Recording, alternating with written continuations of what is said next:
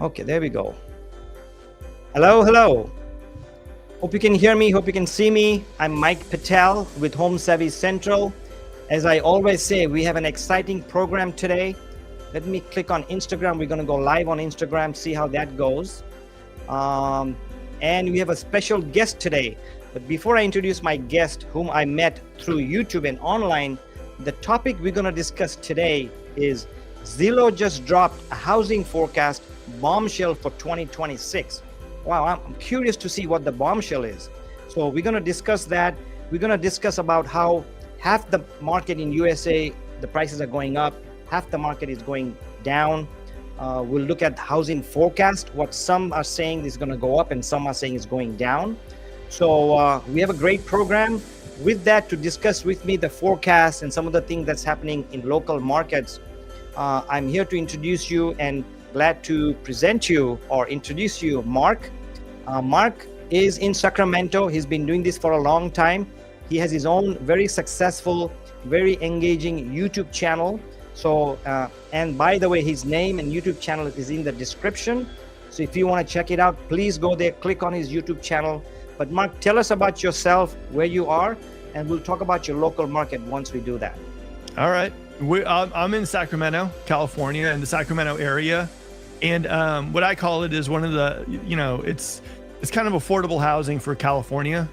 Our market is made up of probably more new home building than most other markets in the United States. Now, one of the things that I always kind of like, it's interesting for statistics is that new homes aren't put on the MLS.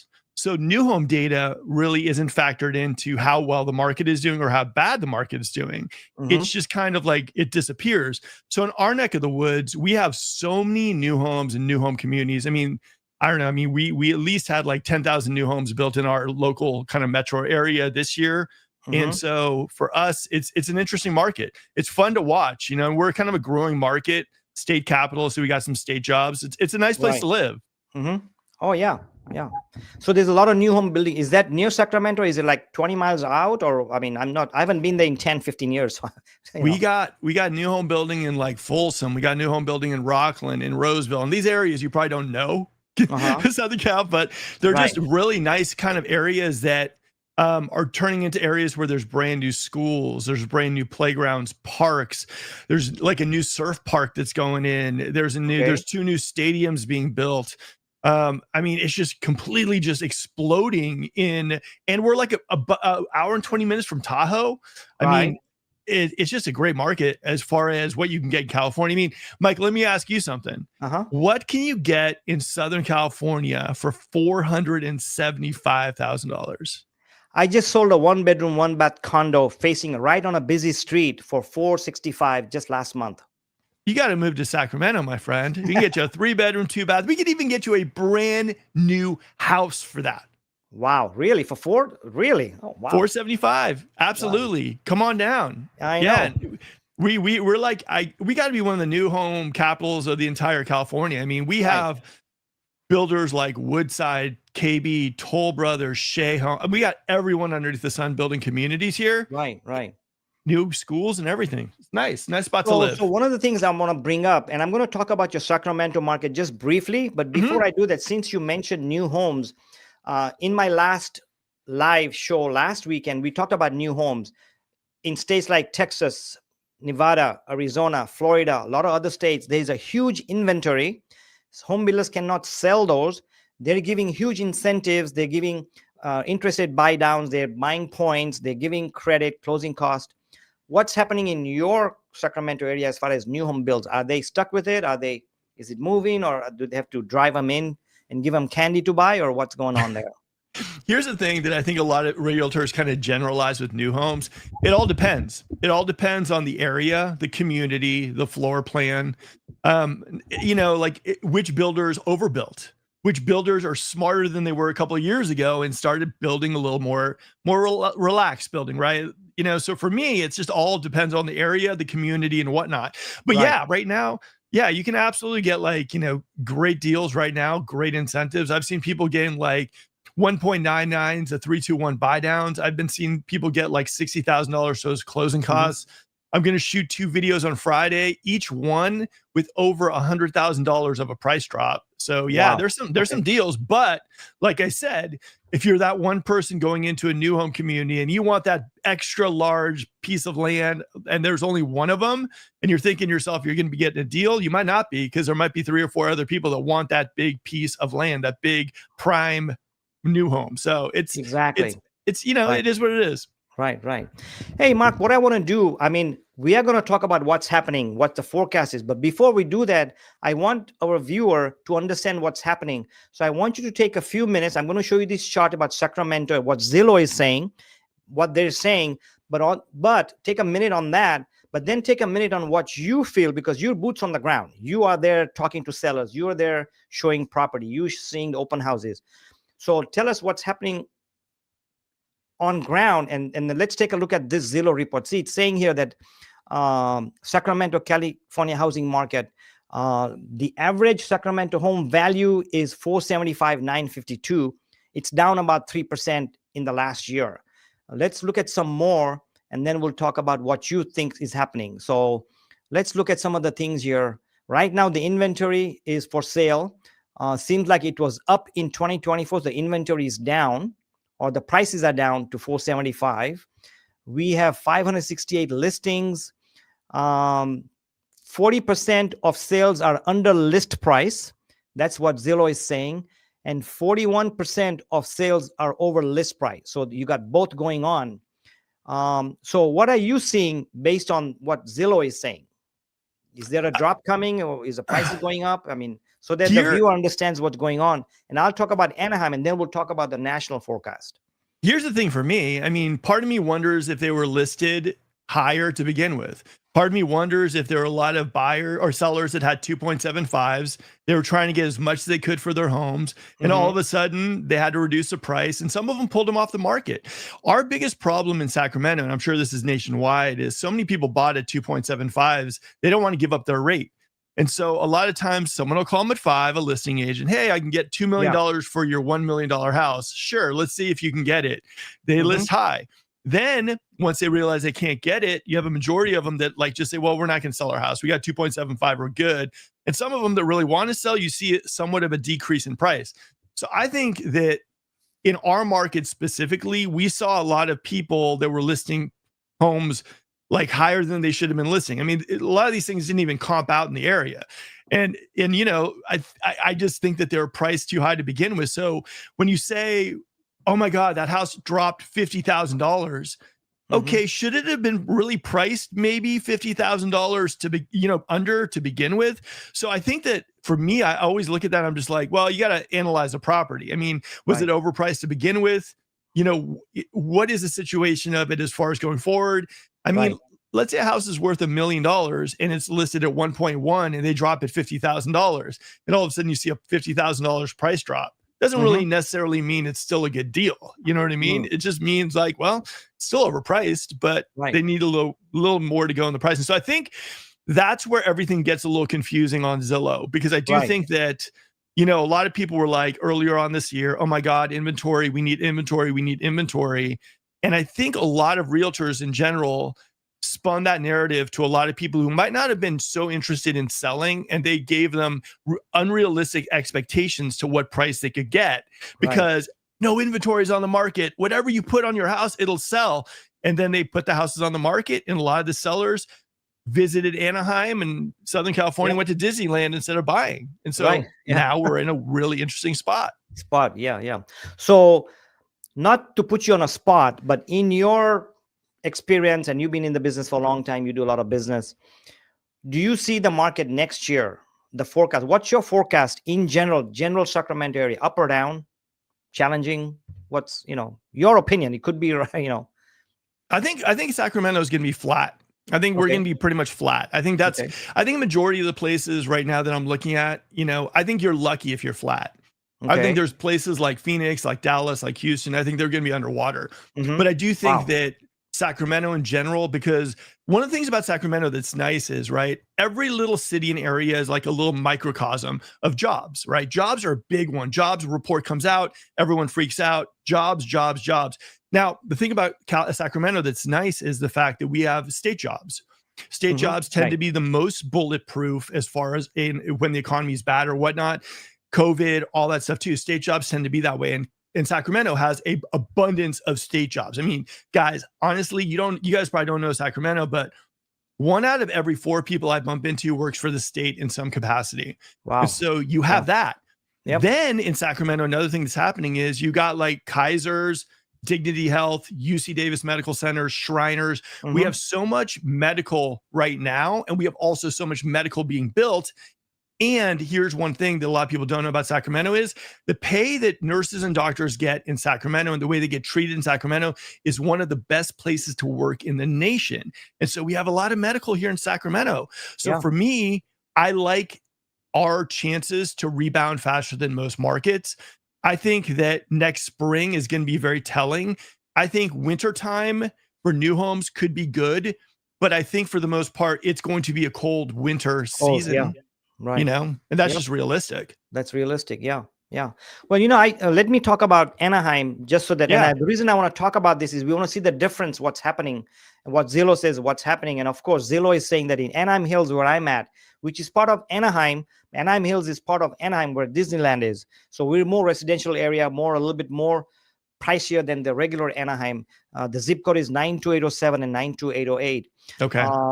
Our medium price in Anaheim Hills is around 1.2.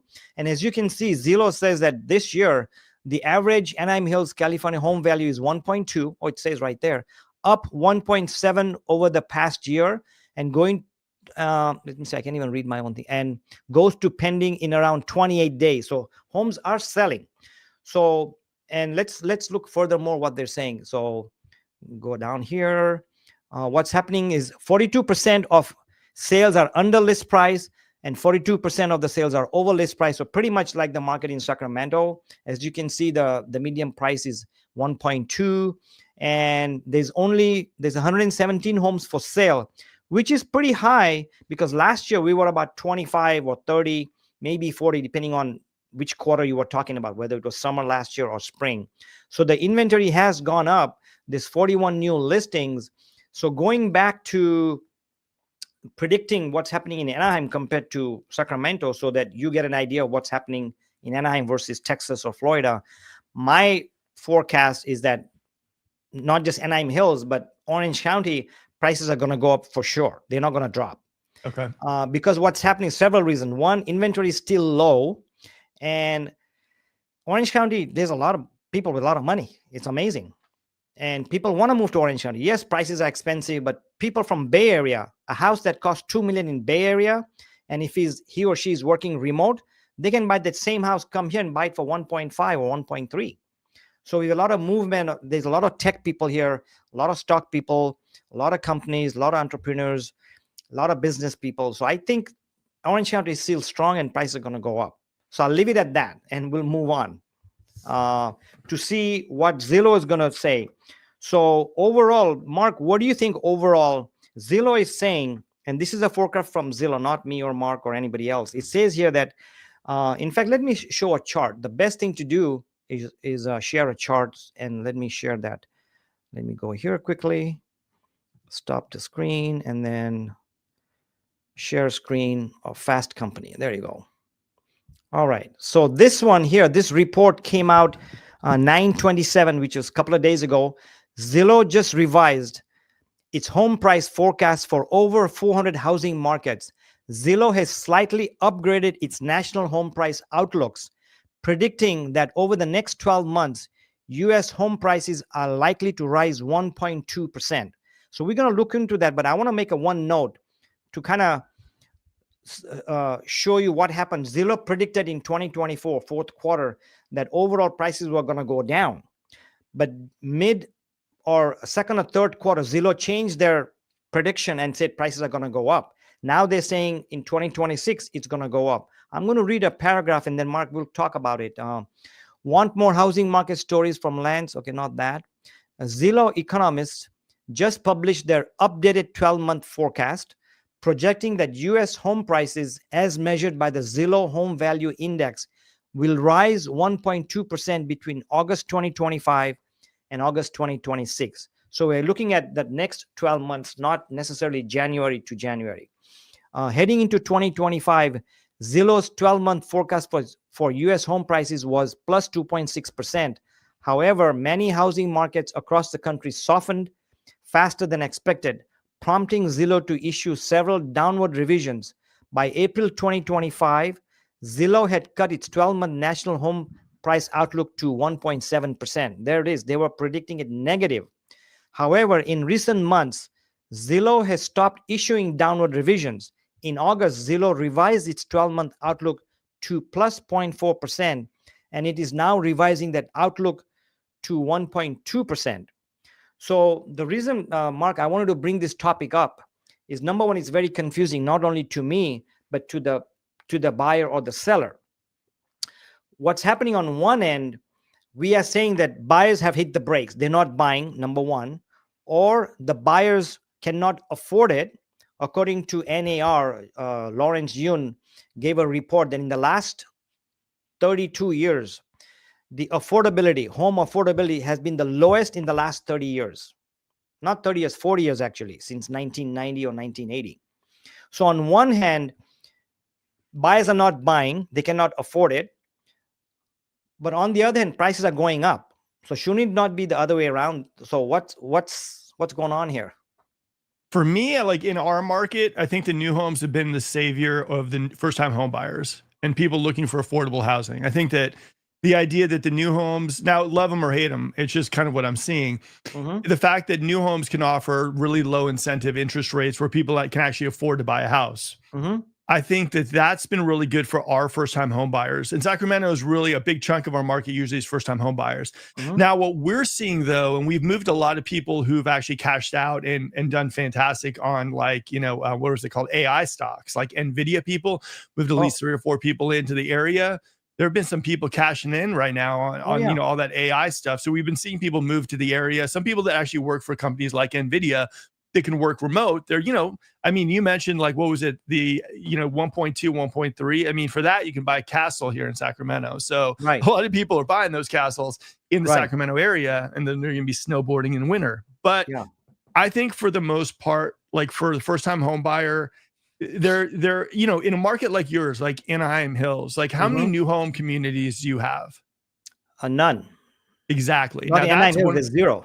Orange County, very few. The ones in Irvine, which is like 10 miles away, there's a lot of new homes, but they're expensive. They start at $3-4 million and up. I just showed one 2 weeks ago for $5 million, a brand new house.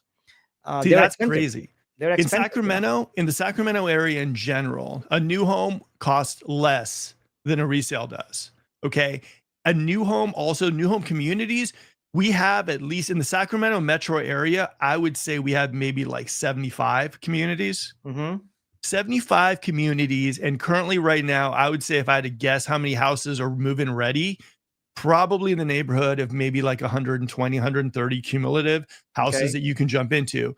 And so for me, what I noticed too is the fact that like, because we have all this new home inventory, we're still flat.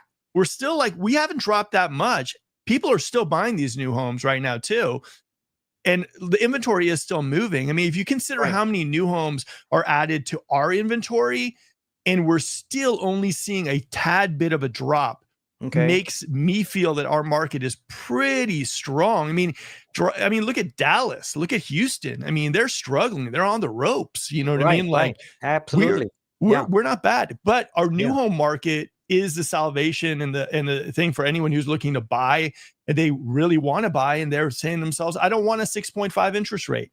I'm paying $5,000 every single month for like a house that's maybe $450,000. And they go into like one of the new home builders here and they're being given like a 3.99, and so for us, I mean, we're, it's a blessing for people who are looking to buy in our market because we do have the new homes, but where we suffer with the new homes is people who are looking to get the best bang for your buck selling their home, because like in Anaheim Hills, you don't have new homes. So you don't have that competition. You just have all resale. So you have smaller amount of inventory, supply and demand, and your prices go up. Whereas we have like, we have great resale homes, but someone looks at the resale and goes, I can go to a new home company, a new home community right now, get something that's less expensive. I can get something that's more energy efficient and I can get incentives that'll help me afford the payment a whole lot easier. Right. That's interesting about our market. Yep, absolutely. So let's look at some other markets you mentioned. So I want to talk about Zillow's forecast. We have been talking about Zillow's forecast, but I mentioned earlier that half the country there's a price increase and half the country there's a price decrease. Doesn't mean that West is more and East is more. It's just it's all over. It's spotted all over. Let's talk about some of the things. Again, this is from Fast Company website, which they refer to Zillow. Among the 300 largest U.S. metro area housing markets, Zillow expects the biggest home price increase between August 2025 and August 2026 to occur in these 15 metro areas. So they took the top 15. And I just want to go through them and see if something catches why it's going up. And if you're in these local areas, you may also want to start jumping because your prices are going to go up. Or if you're going to be buying in those areas, and if you feel, hey, I can barely afford a home right now, why would I move to Atlantic City and going to be paying 5% more, go to someplace else? That's up to you. But here's data. So according to this Zillow, and I think it's by highest, it's Atlantic City, New Jersey, Torrington, Connecticut. I won't read all of through, but I'm sure you can read them. Some of the things New Hampshire, Tennessee, Knoxville, Tennessee, Hartford, Connecticut, New Haven, Connecticut, Vineland, again, New Jersey. We have Fayetteville in Arkansas, Youngstown, Ohio. Oh, I've been to Youngstown, Ohio. I have a friend who stays there, 3.7%. So this is a forecast. It could change, but this is a forecast based on what's going on. Does anything unusual catches you on this, Mark, as far as the numbers or the areas? Or certain states have multiple states there? Well, we got a lot of East Coast. There's like no West Coast over there too. So it's interesting. Yeah. Yeah. I mean, for me, that definitely is interesting. I think that, you know, I don't know how much stock literally that I would put into Zillow at this point, because chances are tomorrow they'll change their forecast completely again. Exactly. Right. I just think that in general, though, like right now, you know, in my humble opinion on this whole thing is that, you know, people thought rates were going to drop. As we saw, they didn't. Bond market reacted opposite of what everyone thought. And we're heading towards 6.5. And I think we're going to see a lot of markets that might be a little above, might be a little below. But I think in general, it's going to be cold. I think winter is going to be cold. I think it's going to be a little flat. I think there will be some activity in some markets here and there, but I don't think it'll be anything to write home about, you know? For those of you that want to know what the prices are going to be next year, direct message me. Here's a crystal ball, and it's green for a reason. And if you're not nice to me, then I have a red crystal ball. Then I'll have a different view. I'm just kidding. There we go. I saw it as a lamp, and I thought I'd bring it up, you know, since we're talking about a forecast, you know. So let's look at the furthermore and see what are the states or cities that are going to be dropping. So among the 300 largest U.S. metro areas housing markets, Zillow expects the biggest home price decline between now and 2026. Well, not now. This is September. It's almost October tomorrow. It's August 2025 to August 2026 to occur in these 15 metro areas. I'm going to read them out so that if somebody cannot read it, because this is important, because this is decline. And look at the decline. Houma, Louisiana, almost 8% drop predicted. That's huge. Yeah. Lake Charles, Louisiana. Oh my gosh. Look at Louisiana. 1, 2, 3, 4, 5, 6. 6 cities in Louisiana are dropping. Lafayette, Louisiana, 5%. New Orleans, 5%. I'm rounding it off. Beaumont, Texas, 4.5%. Shreveport, Louisiana. Alexandria, Odessa, Texas, 3.3%. Texas again, Corpus Christi, Texas, we have Texarkana here at the bottom, number 14 at 2.6. We have Austin, Texas, 2.4. Wow, what's going on with Texas? I didn't expect Texas to be here. Then we have Santa Rosa, California. There you go. How far is Santa Rosa from Sacramento? It's quite far, right? It's about a couple hours. Okay, depending on traffic, yeah. Yeah. How about Chico, California? About an hour and a half. Okay. So it's pretty Depends far. on how fast you drive. Right. Yeah. Okay. Yeah. So what strikes you on these? Anything unusual or pretty standard or nothing unusual? I mean, Zillow hates Louisiana for sure. I mean, top and force. Texas. they're not a big fan of Louisiana and Texas. I would say also, you know, you could throw in a little bit of maybe home insurance and a little bit of maybe people are staring away. I mean, that's the only thing for me. I look at this. I mean, I'm surprised no Florida cities are on here as well too, because I know home insurance is becoming one of those hot topics for people as well too. But Texas, for me, I think a lot of Texas, they overbuilt. I think a lot of those stuff, and I think that they could be really hurting because I think that areas in Texas, they build so many new homes as well too. But I think a lot of those things are sitting on the market. I've talked to a lot of realtors in Texas that have been like, yeah, new homes are just slow. And so they added surplus to, resale inventory. Louisiana, I don't know too much about, but I would assume it might have something to do with home insurance, but that would just be my gut. Right. And you brought up a good point. You brought up insurance, which is a factor. But on the other hand, if insurance is the case, one of the biggest disaster has happened in Florida. Yeah. The biggest increase, you've heard of Insurify, right? The company Insurify. According to Insurify, Florida, on average insurance in Florida is $11,000 in state of Florida. National average is $2,400 a year. Florida is $11,000 a year, a big jump. Yeah. So when we talk about insurance, and you brought up a good point, why is Florida not here? And here's why I think, and you can give your opinion. What happened was last year, if this report we were talking about this last year, we would see a lot of Florida here. What happened in Florida, because I watch a lot of Florida videos, I talk to some agents that I know. What happened in Florida because of the hurricane and the skyrocketing insurance, maintenance, construction cost, there was a lot of, at one point there was 40,000 vacant homes for sale. Inventory was skyrocketing.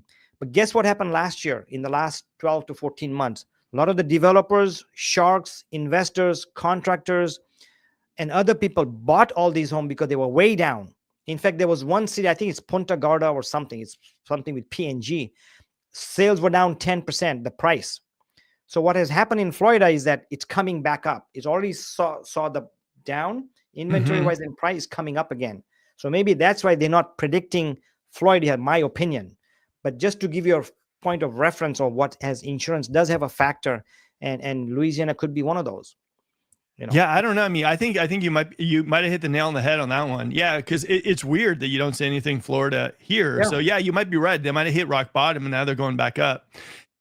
Maybe some people from BlackRock flew over there to go look. They're selling. BlackRock is actually selling. They're in selling mode right now. In certain areas, they're selling, but overall, they're still buying. So I came across a company, and it happens to be Indian. Not that I want to bring up race anymore, but this prominent doctor, a very, very successful doctor, owns a very, very profitable practice, owns a lot of real estate. He just came up with a private equity fund. The sole purpose of that private equity fund, only one purpose: they buy land, they build homes, condos, apartments, townhouses, and guess what? They don't sell, they rent. So the new trend, including Blackstone and including other big companies, the new trend is these big companies are buying land, developing it, but they're not selling it, they're renting it. The new American dream, according to a report, not me, and I did a video on that, the American dream of owning a house is no more. The new American dream is a combination of paying off debt and renting. That's the new American dream. And that's why Blackstone and these private equity firms and a lot of other big companies are buying, developing, renting it out, and not selling. And at the same time, in Atlanta, for example, if you look at the surrounding Atlanta areas, a lot of the smaller homes were bought by Blackstone type of companies, and they raised the rent as soon as they bought them. And that's what's happening. This was a side note, but just brought it up there, it's sad, I mean, it really is sad as far as like our kids in school, like if they can afford a house, affordability, and like turning the United States into like a renter nation. I mean, it's just, it's sad, it's sad. Yeah. Let me read the last paragraph, what it says as a conclusion from this article here. Yep. U.S. home prices as measured by Zillow Home Value Index are currently down 0.01% year over year. If Zillow's latest 12-month outlook plus 1.2% comes to fruition, it would represent a tiny acceleration. Below is what current year-over-year rate of home prices growth looks like for single-family and condo home prices. The Sun Belt, in particular Southwest Florida, is currently the epicenter of housing market weakness right now. let's look at it. If you look at this chart here, 1 year change, the red is where the price drops are. See the Florida, how the reds are? See this Punta Gorda that I mentioned earlier, PG, right there? It was down 12.7%. I don't know if you can read that or not. No, right, it's, yeah. Cape Coral is 10.55% down year over year. So I wasn't kidding. I mean, let's see. Oh, there it is. You can make it bigger. There it is. Let me blow it up a little bit. See this? Punta Gorda was down to 12.7%. Cape Coral down 10.5%. This is Miami here. Year over year, Miami is down 5%. That includes Fort Lauderdale. If you go over here, Tampa is down 6.5%. Big jump. But these were not mentioned in the forecast for some reason. And I think because a lot of these are being bought out at a cheaper prices, and the prices are coming back up because the inventory is dropping. I mean, what would be the other reason, Mark? What do you think? I mean, that's my opinion, and that's based on the report I read.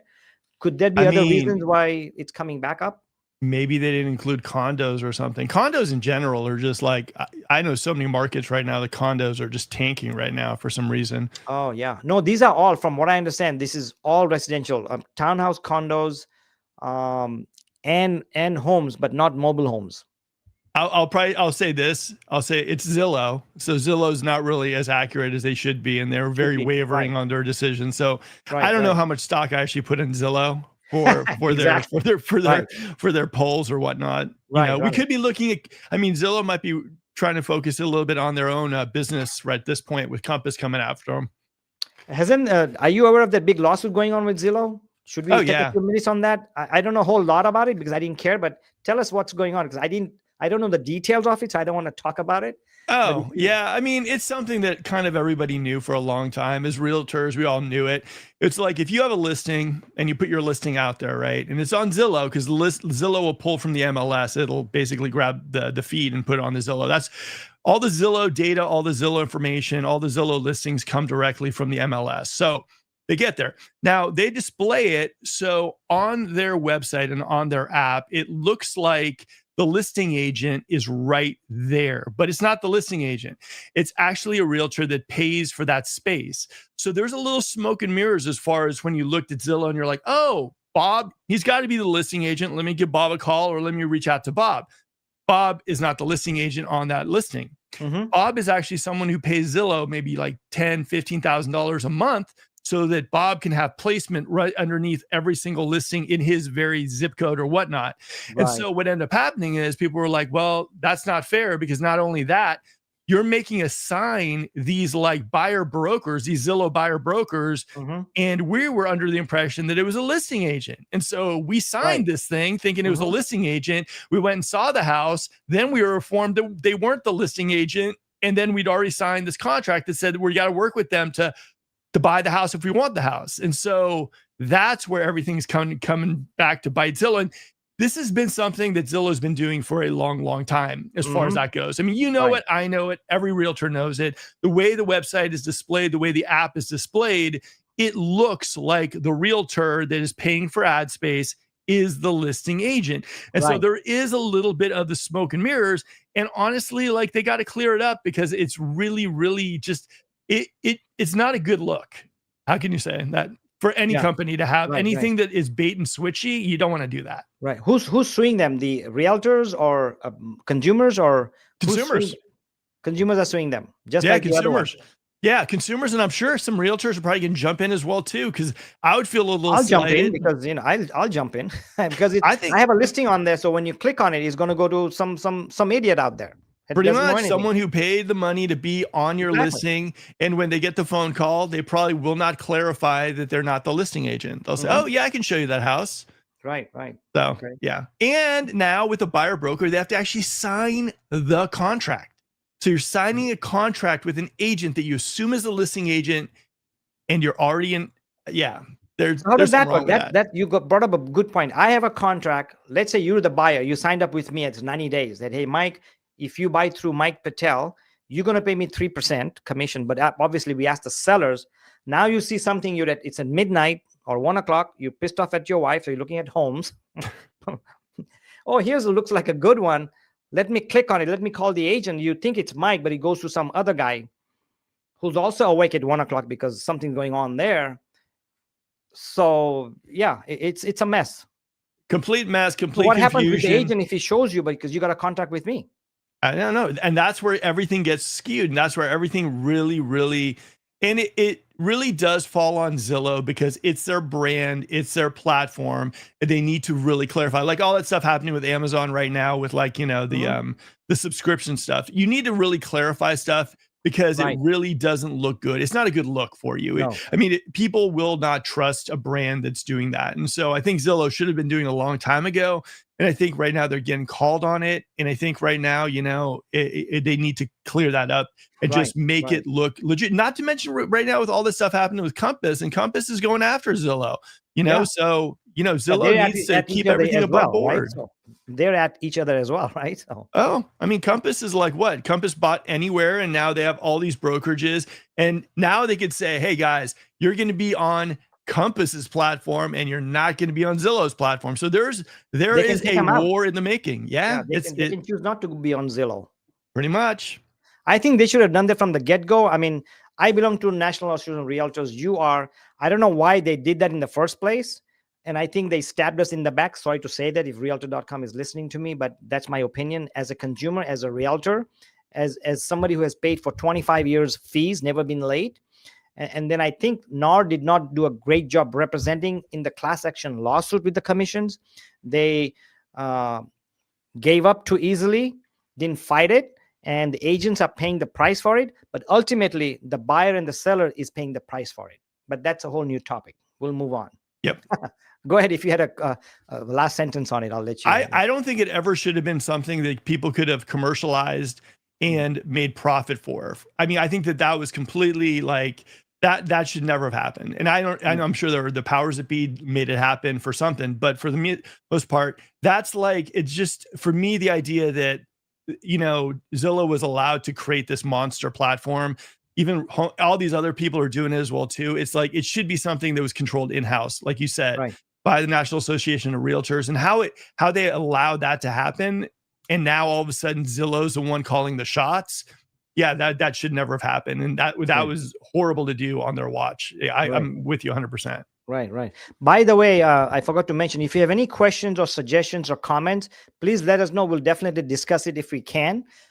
So feel free to do so. We'll keep an eye if you make a comment. We're here to answer questions. We're live, but we also like to interact with you. So feel free to do so. I'm just going to switch some gears here and talk about a crash versus correction. Anytime you have a forecast, whether it's up or down, right now, there's a lot of, the buyers want, quote, a crash so they can buy cheaper, right? But then realtors want a correction. The sellers want a correction. So I'm going to read 2 or 3 points, and then we could talk about some of those. And this is based on a report and some research that I did this morning. It says that the correction is 5 to 15% decline. Crash is when there's over 20% decline in home prices. That's one point. Second point is many analysts, Forbes, National Association of Realtors, predict a correction, not a crash nationally. Red flags. What are the red flags? Foreclosure spikes, negative equity, higher inventory surges, specifically in certain areas. And then the other thing is fear framing. Could it tip into a crash if recession hits? So Mark, is there any point that you want to discuss or that stood out to you? I mean, I think right now our market is such a number driven market. I think as far as rates go and everything too, you know, I think like it's sad a little bit, but like we're such a driven, I think if we get into the 5s interest rate wise, I think all of a sudden things are going to pick up like crazy. I don't know when it'll get there. I think for the most part, we're going to maybe see small little corrections here and there. I mean, if you just saw all the chart that we saw too, you know, like our market, Sacramento's is like 2 point something, you know, the highest market was like 7. I mean, it isn't really that huge of a variance at this point. So for me, I don't think it's going to get horrible. I think all we need is for interest rates to just move a little bit. And if we can get them somewhere in the low 6s, the high 5s, I think especially our market, I think that's going to jumpstart us again. And I think we're going to go, like, I think we're going to take off again. I think we just need something with a 5 behind it. Right. I don't think, I mean, I don't think that they'll let, the real estate market tank that much. I don't think we'll Hmm. see interest rate go up and up and up, because that's what you're looking at, right? If interest rates like go to 8%, no one's going to buy. Sellers Right. have to reduce prices. And at that point in time, who can still buy it in 8%? So it's kind of like the chicken and the egg scenario. For me, I think that it's going to be a cold market for winter. I'm hopeful for spring. I think spring, it would be nice to see it pick up a little bit. But I think, like I said, for me, I'm looking at a market that right now is going to be a lot of new homes, a lot of new home incentives. But once we get somewhere with a 5 in front of it, I think we'll be back to business as usual. Right. Right. Yeah. Hey, Clark, thanks for coming back and thanks for your question. I think you're in the Atlanta area, if I remember from last time. But the question is, what do you feel about the new lawsuit that was placed against Zillow for their hidden fees towards agents at 40%? I haven't kept up with it. Mark, are you aware of anything like that? Oh yeah, Zillow Flex, the Flex teams. Oh, the new program, right? Okay. So if that's what you're talking about, Clark, the Zillow Flex is basically what Zillow does is it stops selling leads, right? It stops saying, hey, Mike, you want some leads? I'm going to sell you leads. They're working with Zillow Flex teams. Now, what that means is that they work with select teams and areas, and they'll give you the entire amount of the leads. They'll say, okay, look, you're going to be our Flex partner in this area for this zip code. You're going to get all the leads, but we're going to get 40% of the commission that your realtors make off these leads. 40%. Wow. 40%. Okay. Now that doesn't even include, like, let's say, for example, like you have a team, right? And you're like, okay, I'm a Zillow Flex guy. I have a team. I have the connection with Zillow. So Zillow's going to give us the leads. They're going to take 40%, but I'm the connect. So I'm also going to be taking another 25 to 30% as well too. So you're seeing a lot of these teams also double dip in this. Now, for me, the craziest part is Zillow Flex teams have this insane loyalty. Like they're like, I love Zillow Flex, and it's almost like they're their own worst. I mean, they're ruining it for themselves, kind of thing. They're so used to this right now, and they're so like, it's almost like a Kool-Aid mentality for the Zillow Flex thing when they could be doing other things to kind of generate business. But Zillow, Zillow's greedy as far as that goes. They're taking 40% of the commission, and then whatever team the realtor's on as well too, they'll take a split as well too. And I've had friends that have gone the Zillow Flex way, and it's kind of like call center, they own, hey, and they have their scripts and everything too. And it's just, I don't know, it's just not a good way to do business, in my opinion. Right. So here's another thing. Let's say I'm on your team, Mark, and you're a Flex program. I'm a newer agent or I'm a buyer's agent.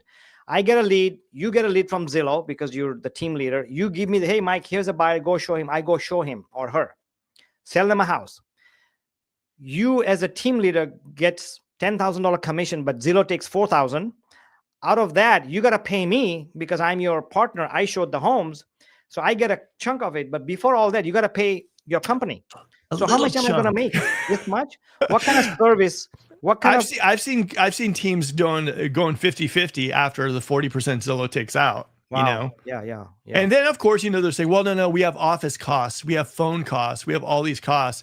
And it's just brutal. And Zillow's only selecting teams to work with. So they're not going directly to the agent. So the agent can say, okay, I'm a Zillow Flex partner. I'm with them. So they're going to give me the leads. I'm going to close the deal. I'm going to give Zillow 40. I'm not happy about this, and I'll take the rest. Teams are being built there. And a lot of EXP teams are being built with this whole model as well too. Yeah. So that's kind of what you're seeing. And, I think a lot of people who are getting into real estate are okay with it because the leads are given to them and everything too. But at the end of the day, I mean, love real estate commissions or you don't. I mean, it's just about, 40% is going to Zillow, which they don't deserve. And then 50% is going to the team lead, and the team lead doesn't deserve it as well too. And then the realtor out there is out there showing homes, spending their gas, wear and tear on their cars, writing up the contracts, not spending time with their family, and they're getting just a little smidge of the commission, which I think is brutal. And the commission is proportional to the service that they'll be provided. Yeah. I don't care what they say, but if you're going to get this much of a check, you're going to get this much of a service. Believe me, it happens. If I'm going to get 100%, I'm going to give you 100% of my interest and my dedication and my service. But 100%. Let's not go there. Let's talk about Tricia is asking, we need prices to drop 50%. Wow. Well, let me read this. I read earlier, crash versus correction. A defined difference. Correction is 5 to 15% decline. Crash is 20%. I was here in 2008. I think, Mark, you were there. I'm not sure. In 2008, prices dropped 20, 30%. Certain areas, very few areas dropped 50%. So if the prices drop 50%, we have a major recession, major, so I don't know. There could be 50% drop in a certain area for a certain time, but that's a huge drop. That's why I asked you, Trisha, if you're still watching, what area are you in and what are you expecting from 50%? I don't think we're going to get there in the next 5, 6, 7 years. I Yes, mean, unless we have some kind of black swan event or something, but I don't see it of course. happening. I mean, it's completely a different system that was in place back in 2008 to now, right? 2008, anyone could walk into a mortgage, mortgage shop and basically show a fake ID, show whatever, and they get a loan. I mean, there's so much, anyone could get a loan. I mean, it was like, hey, you want a loan? Here you go. Here you go, buy a house. And so everyone started defaulting because the people weren't qualified to buy houses.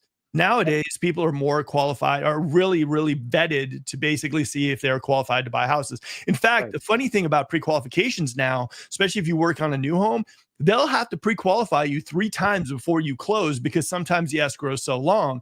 So they vet people a lot more. Now, as far as home prices dropping 50%, I mean, in our market that I know, my market, Sacramento, it's not going to happen. Not going to happen. Yeah. No. Orange County is not good. In fact, prices are going up. But let me address, Trisha, if you're still on here, you saying that no, interest rates won't help. It's about the price. It's the reverse, my opinion. Let's say you buy a house for $400,000 at 6.5%, right? And let's say that house price drops to 3.5% or $350,000 and the rates go to 7%. The 7% house will cost you more in the long run. So you got to really look at the interest rate are more important than the price itself. If you're going to stay there for 10, 15, 20 years, because at a house at 350 at what, 6% versus a 7% could end up you paying double over the 30 years because the interest does a real damage on you. Yeah. So here's Clark again. Let's see what he's asking. And with the prices dropping around the GFC, it took the homes 10 plus years to like 2018, 2019 to get back to where some people bought in 2007, 2008. 100%. What is GFC? I'm sorry. I'm not sure. It's been late in the day. I apologize. Not enough coffee. It's okay. I want to make sure I understand. But yeah, you're right. It took homes 10 plus years to get back to where they bought in. Yeah. So it takes a long time to recover. I mean, the other thing too is like, let's say houses drop 50%. I mean, you'll be lucky if you can grab one because there's gonna be major companies out there that you're gonna be buying in bulk, and everyone will be renting after that. I mean, here's another scenario. If the rates drop 50%, there's a good chance. When I say you, I don't mean you, Trisha. There's a good chance you won't have a job, so you won't get a loan. Your credit cards will be full, and I don't mean you, Trisha. When I say you, I'm just talking to the person who's watching this. If that's the case, the market is tanking. There's lots of layoffs. People don't have money. The credit cards are full. They're behind on their payments. You won't be able to buy a house. I remember in 2008, I was selling to investors a lot of homes. And I'm thinking, my God, this guy is buying homes. I could not buy. Guess why? Because I didn't have the income, because my income dropped. I didn't have the income. So yes, the prices may drop, but be cautious. What if you lose a job, or if you're married, or if you're 2 sisters or 2 brothers buying together and one of you loses a job? Hey, you can't. Or if you want to sell your home and buy another one, you can't sell a house. Yeah. So your equity is going to be gone. So, Yeah. I will say this, Mike. I'll say this. Like, I still think that, I mean, maybe not 50%. I still see some deals in the market for people. You just got to identify the seller's pain points and figure that out. If you can figure that out, sometimes you can kind of get yourself a good deal. I see houses right now that I'm talking to people and they're like, we haven't been able to sell it. We don't know the reason. And we're getting desperate. I saw one house right now in El Dorado Hills, Toll Brothers. It's a gorgeous house in Toll Brothers, beautiful house. Their most popular model, bar none. In fact, not one of those homes has sold for under $1.6 million. Okay. The lady who actually bought the house, she lost her job. She basically lost $300,000 of her yearly was gone. And so now she's selling her house and she's like, I got to sell my house. Wow. So she dropped the house to 1.3.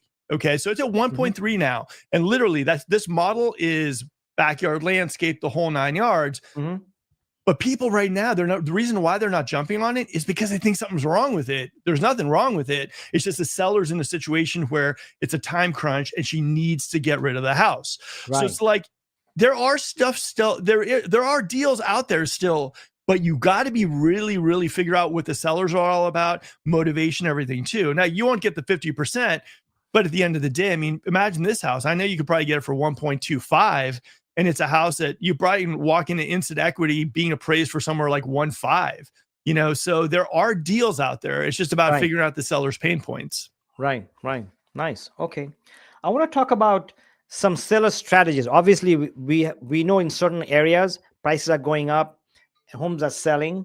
But in certain areas where the prices are down, I want to talk about some of the things, what the sellers could do or how should they be thinking. I'm going to read out a couple of pointers I wrote down, what the sellers may want to do if they're thinking about selling, or if they need to sell, there's a job relocation or there's medical issues, or you have to move near your family. Some of the things, I'll read them out, Mark, and we can discuss it a little bit. So some of the things you can prepare and things you may want to do is you have to price it competitively if the inventory is rising. If there's low inventory, it's a different thing, but there's a lot of inventory, you have to be strategic and be very careful or competitive. The second thing I wrote down is you have to renovate, meaning you have to do some upgrades, repairs, and stage it if you see the return on investment, and you can talk to your realtor about that. The other thing is monitor local metrics. Look at the inventory surplus in your area. Look at the days on the market in the area. Look at how many homes are selling with price cuts. And the last thing I wrote down is guest tip, 2 real world tactics to sell faster in weaker markets. So what stands out for you, Mark, if you were to talk to a seller and they are thinking about selling, what should they do in a challenging market? One, I mean, here's the thing. Okay, this is where it's going to get controversial, Mike. You ready for this? Yeah, sure. I don't think a listing agreement should be for 6 months. It's something I've often believed. Really? Hear me out. I think that if you're working with a realtor, unless you're in a market that's completely skewed, I mean, I think maybe 3 months. If you can't sell it in 3 months, you can't sell the house. Sorry, but like, I think that's one thing that for me, I think a listing agreement for 6 months is just ridiculous. Completely and utterly ridiculous. I think after 3 months, you've done all you can. And after that, you're just hoping for a Hail Mary to come in. And at that point in time, you're already moved on to the stuff. And I just think 6 months of listing agreements are just like ludicrous. I think 3 months puts a lot more pressure on the realtor. They are like, I got to get this thing done. And their focus is on the listing. So I like 3 months listing agreements. I would say price aggressive, but also the other thing too about pricing a house though, like make sure you're listing at the right time. Don't throw the house out there just because you want to sell the house, and you figure out exactly when something just closed. Is there something on the street that maybe is kind of the similar thing? Do you have something that maybe sold like, or it's going to be closing in like a week, and all of a sudden it brings the comps up like this and you're listing below and it puts you in a great strategic position. Like there are so many little tactics and strategies you can do, but you've got to really like know your local market. You got to check the analytics on what's going on there. You got to call all the listing agents in the area as well too, and figure out how their house has been doing, price per square foot. But also, like I said, figure out the floor plans that have been moving, figure out like, you know, strategies about when to list the house. Like we never list a house if there's a somewhat a comparable house on the market. Now, the 2 times we've done that over the last couple of years, we've gone underneath the pricing, right? But at the same time, we like to see how that's going to do, because that's our test drive. That's our like, let's see how you do. Let's go to your open houses. Let's talk to the listing agent. Let's see what they do to get this thing sold. And then that's our case study for us going live on our house. As far as photos, also have a double set of photos ready to go in case you have to kind of mix up the photos and everything too.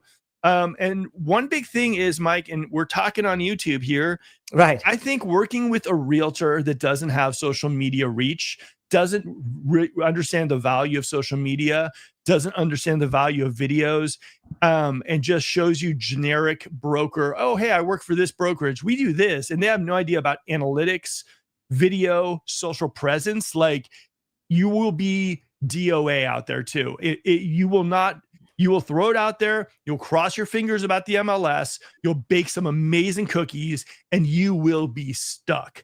Social Absolutely. media is the pivot. The thing to say, hey, look, we have a video out there. Guess what we're going to do? We're going to put $100 behind it and we're going to market it to various DMAs in the area that we've seen be successful for people coming into the areas. There are so many things you can do in social media. And if you're working with just your usual realtor, stick the post in the ground, they're going to give you some BS about their social circle, their sphere of influence, and they don't have social numbers. Good luck. Yep. It's not going to work. Yep, absolutely. So you're absolutely right. You know, according to NAR, I bring up NAR because that's a NAR statistics. Here's a NAR statistics, right? When a buyer starts looking for a house, do you know where they go first? 90% go online first. And guess what they do? And I'm sure you do. If you want to go on a vacation, if you're watching this, if you're going on a vacation, what are you going to do? Are you going to call your travel agent or are you going to go online and start doing this? If you're going on a restaurant, like me and my wife, when we go out to a restaurant, she asked me, where do you want to go? I ask her, where do you want to go? We don't know where we want to go. So we start going to Yelp, right? When a buyer wants to buy a house, 95% of them start your search online. That's what Mark is talking about. Have good pictures, and that comes after staging, fix up little things, clean up the house, declutter, blah, blah, blah. Take great pictures because your buyer is going to look at your video or your pictures. Hopefully they're professional pictures online. And guess what? If I don't like that color of that house, I'm going to move on, especially in a market where there's hundreds of listings, and that's what's happening. So social media is very important. That's a good point you brought out. What do you think about, where was I? I was at monitoring local metrics, inventory, surplus, days on the market, price cuts. An average seller, does he do that? He or she does that? Or are they going to rely that on the agent? The agent, if they're good, they're going to talk to them about price per square foot, how's the market trending, their neighborhood, their community, how these floor plans have done previously and all that stuff too. And also, like you mentioned, the repair and stage piece of it, they're going to tell you if they need to repair stuff, they need to stage stuff. You only get one. It's like going to a job interview in like shorts and flip flops. You only get one chance for the first impression. And you have to make it count. I mean, staging isn't fun. It's expensive and, you know, like all that stuff, and fixing up the house a part at times the seller's going to say, I don't even get to enjoy it. Right. But it's going to be like, if you do it with a good realtor who knows the ROI, who knows that for every dollar you spend on repair, you're going to get 10 back. You know, it's just, it makes sense, you know? Yeah. Yeah. And statistics show that a home that is staged sells 17% faster and gets you 3% more. So let's do the math. I'm in Anaheim Hills, $1 million home. If I get 3% more, what's 3% of $1 million? $30,000. At most, staging will cost me $5,000 to $8,000. Would I spend $8,000 to get $30,000? Do the math. Yeah.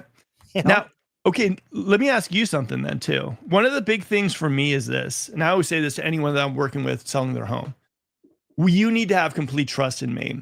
I also think that you need, whoever you're out there looking for an agent to list your home, you need to have complete trust in your agent on pricing. And if they tell you we need to stage, you have to say, okay, if you don't have the 100% trust in your listing agent, you're working with the wrong listing agent. You have to be a cohesive unit. You have to trust them. And if you don't trust them, find someone else to work with. That trust has to be there from the very get-go, because in my opinion, you got to be on the same page. You got to trust the realtor to do what they do best and to get your house sold. What do you think? Hey, when I'm flying, I have 100% trust on the pilot. Believe me. If I don't trust him, I'm not going to fly. I'm going to change the flights, which I'm not, because I'm too cheap to buy another ticket. So let's not go there. Be frugal, right? The way to riches is being frugal. And by me flying in the same flight, by not buying a ticket, I'm being frugal. Most millionaires are frugal, and that's why they're millionaires. In fact, I did a TikTok live and I mentioned that. That's why it came up to me. You know, how do you become a millionaire? Well, according to statistics, I'm going off track here. Warren Buffett drove his pickup truck for 20 years, right? He lived in the same house. Most millionaires, or the millionaire next door, if you haven't read the book, read it. A typical millionaire wears the same clothes for the 10, 15 years. He got the same suit, has the same car, 10, 15 years, same house, same carpet. Doesn't mean he's cheap. He's just being frugal. And that's why he's a millionaire. The guys who wear flashy jewelry, flashy golf things, sunglasses, flashy cars, flashy mugs. This was made by my grandson, by the way. It's not a flashy one. But that's another whole new story. And same thing when you buy a house, when you sell a house, every little thing counts. I went off track a little bit, but I was driving a point. You got to do the right thing at the right time. 100%. Right. And then the last thing I want to talk about is I was talking about days on the market and the percent of cuts. What do they mean percent of cuts? Is it cuts on the listing price if it's not selling? Yeah, I mean, I hate reducing prices on listings. I'd rather go low. I mean, there's a big part of me that goes like, you go with aggressive pricing. Within 2 weeks, you're going to kind of, maybe even less than that, you're going to know how the listing's going to do, if it's going to move or it's not going to move. Right. The market really is going to tell you. It just is the way it is. I mean, the market's going to tell you if you're, and it's so funny. Sometimes, I'll be talking to listing agents who call me up and they're like, I don't know why it's selling. And I'm like, price. Right. They're like, no. You didn't hear what I'm telling you. I'm like, it's usually price. Price is it. Price is that driver. Price is all price. It motivates searches and motivates payment.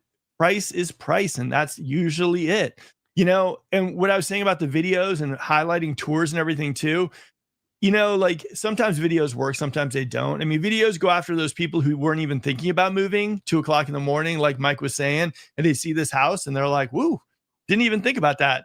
Anaheim Hills? Where is this Anaheim Hills? I love that spot. And those are the additional buyers and eyeballs that you need to be getting. Because when you list a house, it's honestly like, every realtor is going to go, oh, I'm the greatest negotiator in the world. I'm the best realtor in the world. The truth is, yes, that's very, very important. Selling as well is very, very important. But the key element to anything is marketing, especially in this day and age. Getting the most eyeballs on a product is going to get you the most possible buyers that can, they can see the house. Right. And so for me, one of the things we focus on is like, let's get as many eyeballs as we can on this house. And then once we know that we've maximized eyeballs, TikTok, Facebook, Instagram, you name it, like then let's kind of hone them all in and just kind of figure out how we're going to work with it. But the main thing is getting eyeballs on the listing, Right. So I want to discuss a very important point now, and then we'll end it with this important point. Whether you're a buyer or a seller, like Trisha mentioned, maybe she's waiting for a big price drop to buy, maybe she's not. But if I'm a seller, should I wait for the forecast? Should I base my timing and move based on the forecast? Or if I'm a buyer, should I wait for the price drop or interest rate up? Or should I buy when I'm ready? Should I sell when I'm ready? So when is a typical seller ready and when is a typical buyer ready to buy? I mean, what would you tell them to these? On one side is a seller who's not sure. On the other side, the buyer is not sure. Two different buyers and different seller. How would you address For me, that? I do this live show on YouTube, like I said, every Wednesday at 7. And my catchphrase is basically time your life. Do not time the market. If you're a buyer and you're having another kid and you want another room, okay. If you're a buyer and you have money in the bank, job security is there, and you're not going to have those 2 o'clock in the morning sweats, it's possibly your time to buy. Now on the seller side, if you're really wanting to get out of that 2.75, you better have a really, really good reason to do it, because that 2.75 isn't going to come around anymore, not in my lifetime. So, that would just be my advice for anyone looking to buy and sell. And that's realism. That's just time your life, don't time the market. Our parents back in the day didn't have Zillow, didn't treat a home purchase like a stock, right? No. They basically said, I want a better life for my family, or I want a better life for me. I want an area. I want a location. I love this spot. I love this house. This is what I want. And they did it because the job was good, money in the bank, and they wanted to have something of how they thought a better life would be, whatever that is. And I always tell people, whenever we work with people, straight up, sellers or buyers, time your life, don't time the market. If a person is looking to selling their house and they're just thinking to get more money, I go, if you get a 2.75 on this house and you sell it, you're going to be jumping into a market getting maybe a 6.5. So you're going to end up, even if you make a whole bunch of money on your house, you're going to jump back into the market and you're going to actually get less of a house. So you want to do that. Absolutely. And you made a very good point, which I was supposed to mention, but I did not. So I'm glad you brought up the point, is that you buy when you're ready. I always say, you say time your life, do not time your market. That's great. I'm going to copy that and hang on to that. I always say that you buy when you are ready, willing, and able to, or you sell when you are ready, willing, and able to. But I want to end with this. A lot of sellers think the prices are not the highest. A lot of the buyers think prices are very high. But let's go back 30 years. When I bought a condo, I bought it for $169,000. I thought, oh my God, who the heck can afford $169,000 condo? I could not afford it. I still bought, barely qualified for it. My payment was that time it was a 2-bedroom, 1-bath, and I bought it and I started a brand new business at that time. So I was very nervous. The point why I bring this up is the buyers think the prices are very high, interests are very high. It is high, but that's normal. You go back 30 years, 40 years, 50 years. Ask your grandfather if you have one. Ask your uncle. Ask some of the friends who've been there for 30 years. They could not afford that house. They thought the prices were very high. And this is statistics speaking. So the situation you're in right now, prices are very high, interest is very high. That's the norm. It's always very difficult to buy. It's always prices are always high. That's never going to change. So coming back, don't time the market. Like Mark says, time your life, do not time your market. Excellent point. So Mark, last minute, last thought, and we'll end the day because I have to go to a dinner meeting, which I'm late already. So I'll leave the last point with you. All right. Well, guys, thank you. And Mike, thank you for having me on. If you guys want, like I said, just type in Sacramento Real Estate on YouTube and you'll see my channel. I go live every single Wednesday at 7 p.m. And we talk a little bit about Sacramento real estate market and all that fun stuff. So if you're around, take a look at our live. Now, thank you, Mike, for having me on. Now, I'm going to tell you guys this too. Mike is a rock star as far as he goes. He knows everybody in like the US. If you're looking to sell your house, if you're looking to move into a state or a city that you know about, this man right here knows pretty much everybody. He's got a nice little Rolodex, old school. So if you are looking for anything like that, reach out to him. He knows everybody everywhere. So I would definitely give him a call, send him a text or whatnot. He's the man. Right. And thank you, Mark, for that. I really appreciate it. Thanks for being here. On that note, if you go to my YouTube channel, which is Home Savvy Central, if you click on the description of this video, Mark's YouTube channel is there. Mark, what is your YouTube channel? Can you type it in if you can? Sure. They can see it. Honestly, the funniest thing is I always tell people, just all you got to do is go to YouTube. Okay. Type in Sacramento Real Estate and you'll see my channel. Okay, got it. Sacramento Real Estate, search. Ask Mark any questions. It's not about making commissions. It's about helping. Same thing with me. We are here to help, to answer questions and give you resources. That's what we do. If we get business from it, fine. If not, we're okay with giving out information. So on that note, Mark, thanks so much. I'll catch up with you tomorrow by email because I got to run for the dinner. Enjoy dinner, man. Thanks, everybody. Yep. Bye, guys. Okay, bye-bye.